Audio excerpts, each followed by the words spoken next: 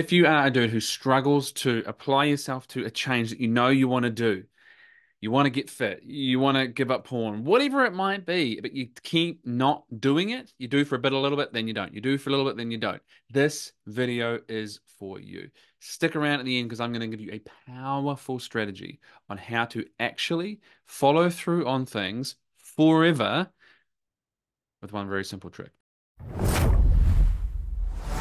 But first, hey there, legend. I am Mike Campbell, and I am the anti-nice guy men's coach. I am the founder of the Everyday Legends Academy, and I support nice guys in building self-worth, self-respect, and a solid sense of self, sense of security, so that you can kill your nice guy and get more from life, love, and the everyday. Become a solid, rounded man who doesn't need to be nice to win approval, but you're just a good, solid man. So, here's today's coaching corner. This is a conversation that I was having with Steve, one of my clients, where we're exploring something very new for him. He's had a lifelong, interesting relationship with usefulness and selfishness.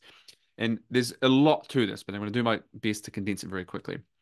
For the longest time, he has learned that in order to win love, praise, and approval from others, he has to abandon his own needs and be of use to others. And so there's great stuff in that, but it means he's consistently abandoning himself. He's consistently dishonoring his own needs, his own values, his own wants. And he looked up from his life and he realized, holy crap, I'm 35. I've just lost a marriage. And what I've done for the longest time is I've lost who I am because I've given away every little piece of me in order to try and put others first.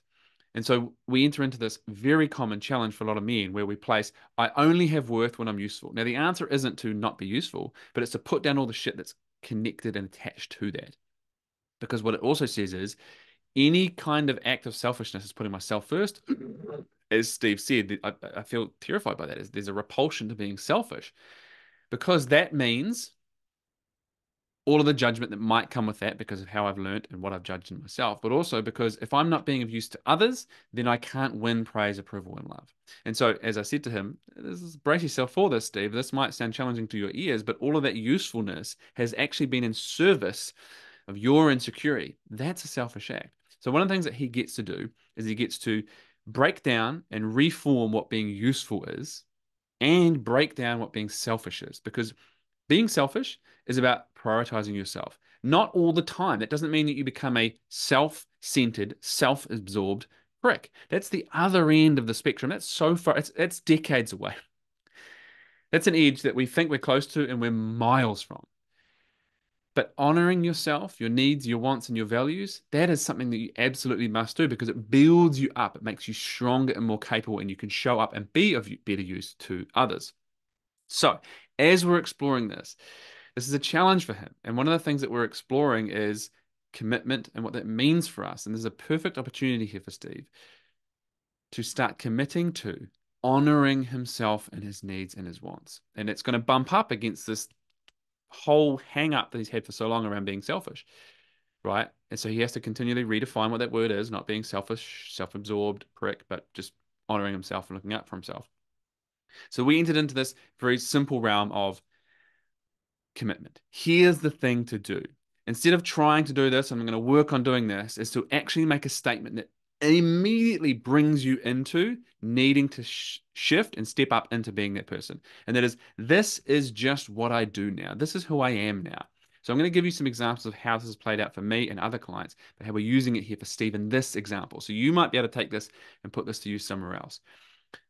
So for myself, fitness, my health is very important to me. I value it very highly. I move my body for 30 minutes every day, whatever's going on, right? And one of the things that a commitment like that does is it immediately asks me to become the person capable of that.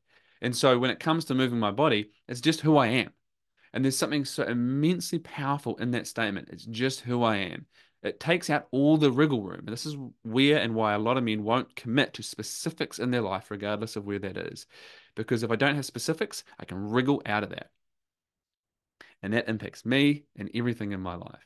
And so where we can actually make a commitment that has specifics where it immediately asks us to be the man capable of that. So working with another one of my clients recently, Steve, he was committing to, he lives by a lake, it's cold, to cold water plunges every day. And he faltered a few times there. And then he started to ask himself, I wonder what it would be like if I did this for 1,000 days. And because he asked the question, because of the work that we're doing, the next logical step for him was, all right, screw it. I'm going to commit to 1,000 days of getting in that cold water.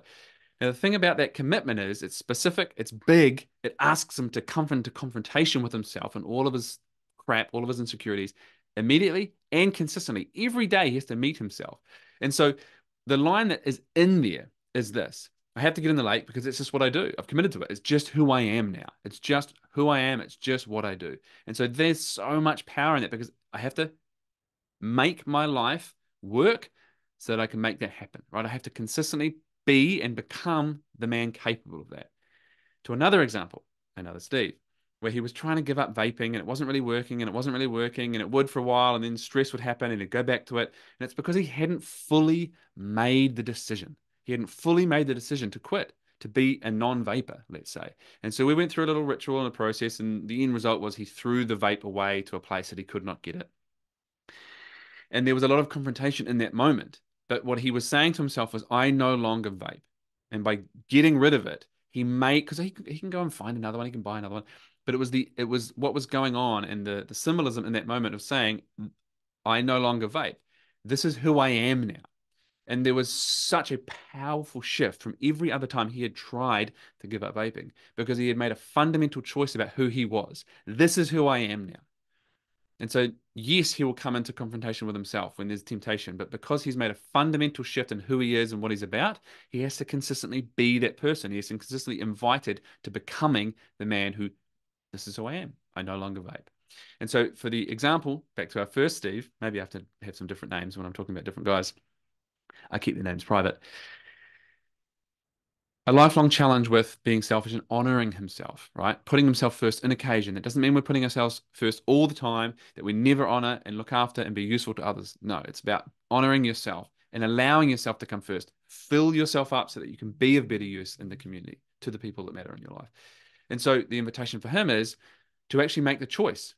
I honor myself, my needs, my wants, and my values. It's just who I am now. And in that decision, that means he is choosing, I will find a way to do that, whatever is going on, even though I'm going to come up against all my old shit about having to feel, when I do feel shame and guilt for honoring myself, putting myself first, being selfish. I have to find a way to do it because this is important to me, this matters, this builds me up so I can be of better use. So a few topics covered in this one today. Whatever you're doing, whatever you might have that you need and want to commit to, there's so much power in making a proper, big, and specific choice. If you're wanting to, give up porn, then you give it up. You don't say, I kind of will, I'll try, I'm working it for 30 days. I no longer watch porn. There is immense power in that statement relative to, I'm going to give it up for a while, I'm going to try and give it up. It's weak, wriggle room based words. Let me know in the comments below. What's the thing that you have been working on, that you've been trying to give up, that you've been trying to start, that you want to, that doesn't stick? And let's come up with a sentence for you that will work, that allows you to simply be that person. That's just who I am now. I trust that there's something that you'll get from this. Remember to subscribe. Most people who watch these videos haven't subscribed yet, but it is a beautiful way to support us so that we can get these videos out to you, to more men that can use them, and you get first notification. Ring the bell, you get all that kind of stuff. Let me know how this has landed for you, what's the thing that you want to work on, and we can support you in doing just that. I'm Mike Campbell. Remember, continue to be an unfuckwithable good man.